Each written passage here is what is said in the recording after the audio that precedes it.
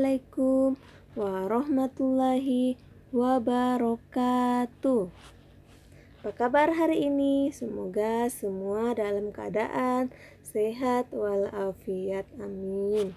Alhamdulillah, puji syukur kita panjatkan kehadirat Allah Subhanahu wa taala yang telah memberikan kita kesehatan dan kesempatan hingga hari ini kita bisa melaksanakan pelajaran pendidikan agama Islam dan budi pekerti. Salawat serta salam tak lupa pula kita haturkan kepada junjungan kita Nabi Allah Muhammad SAW beserta keluarga dan para sahabatnya, dan insya Allah percikan rahmatnya sampai kepada kita semua. Amin ya rabbal alamin. Adik-adikku, untuk hari ini kita belajar tentang surah An-Nasr yang terdapat dalam bab 1 halaman 3. Jadi coba adik-adikku perhatikan semua bukunya.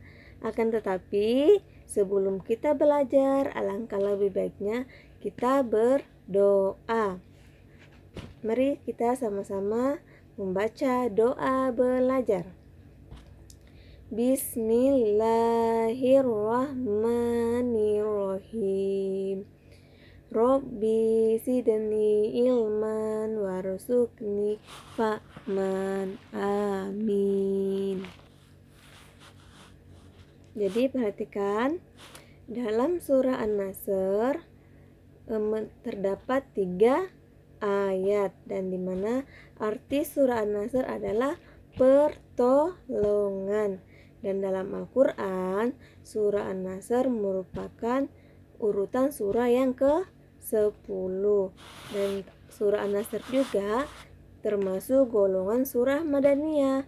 Kenapa termasuk golongan surah Madaniyah? Karena surah An-Nasr turun di kota Madinah atau setelah Nabi Muhammad SAW hijrah ke kota Madinah. Baik, Ibu akan membacakan Quran surah An-Nasr.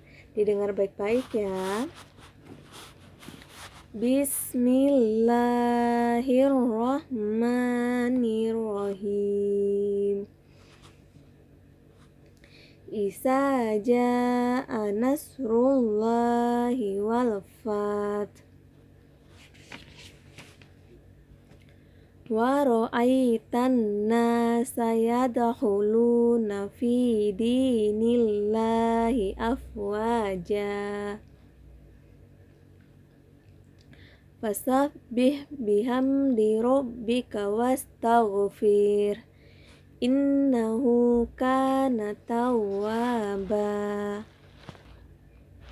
yang artinya dengan nama Allah yang Maha Pengasih dan Maha Penyayang.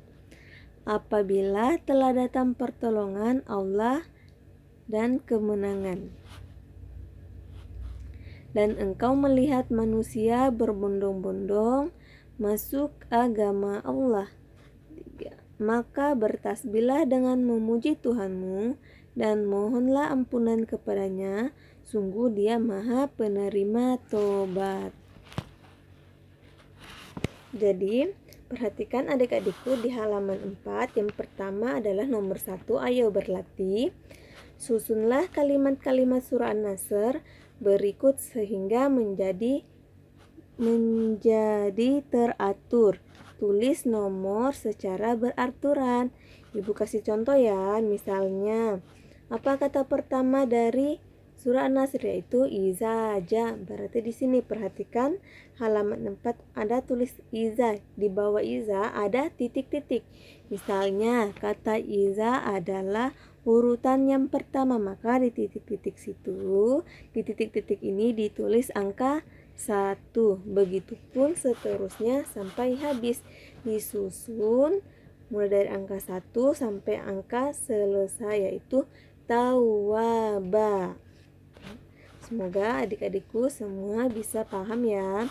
Nanti jika tidak paham bisa di WA pribadi ke Ibu. Terus kemudian Sekarang perhatikan halaman 7, yaitu tentang kisah kandungan surah An-Nasr. Surah An-Nasr menjelaskan perintah Allah Subhanahu wa Ta'ala kepada Nabi Muhammad SAW untuk bertasbih dan memuji Allah. Artinya, Allah memerintahkan kita untuk meminta pertolongan hanya kepada Allah Subhanahu wa Ta'ala sebagaimana yang tercantum dalam Quran surah An-Nasr. Dalam Quran surah An-Nasr juga di situ diperintahkan bahwa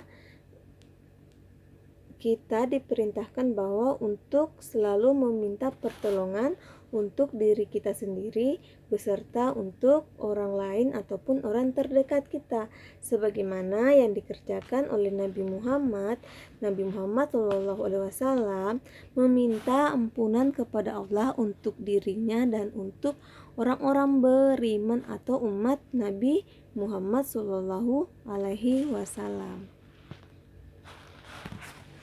Oke. Adapun isi kandungan dari surah An-Nasr yaitu ada 3, yaitu pertama, pertolongan Allah Subhanahu wa Ta'ala, artinya selalu ada untuk orang-orang yang beriman. Yang kedua, perintah untuk bertasbih dan memuji Allah Subhanahu wa Ta'ala ketika mendapat kegembiraan. Kita diperintahkan untuk selalu mengingat Allah. Yang ketiga yaitu perintah untuk bertobat kepada Allah Subhanahu wa Ta'ala jika melakukan kesalahan. Artinya, jika kita membuat kesalahan, kita diperintahkan untuk meminta ampun kepada Allah Subhanahu wa Ta'ala. Surah An-Nasr menjelaskan juga bahwa kemenangan yang dicapai Nabi Muhammad SAW pada waktu itu, pada waktu Nabi Muhammad SAW dan para sahabatnya menghadapi Quraisy yang mengingkari ajaran Islam. Oke. Hanya itu yang Ibu bisa jelaskan tentang Quran surah An-Nasr yang ada di bab 1. Tugasnya sekarang yaitu mengerjakan soal-soal latihan dari halaman 10 sampai halaman 11. Jika sudah selesai dikerjakan, dikirim ke Ibu ya secara pribadi, jangan dikirim ke grup tapi dikirim ke WA Ibu secara pribadi. Nanti Ibu periksa, setelah Ibu periksa Ibu akan menanggapi jawaban kalian, membalas chat adik-adik untuk menanggapi tugas yang sudah dikirimkan ke Ibu. Hanya itu yang Ibu bisa sampaikan. Apabila ada pertanyaan, silahkan di chat pribadi ke Ibu. Sekali lagi, selamat mengerjakan tugas, dikerjakan dengan baik, kerjakan dengan teliti. Ibu akhiri, wassalamualaikum warahmatullahi wabarakatuh.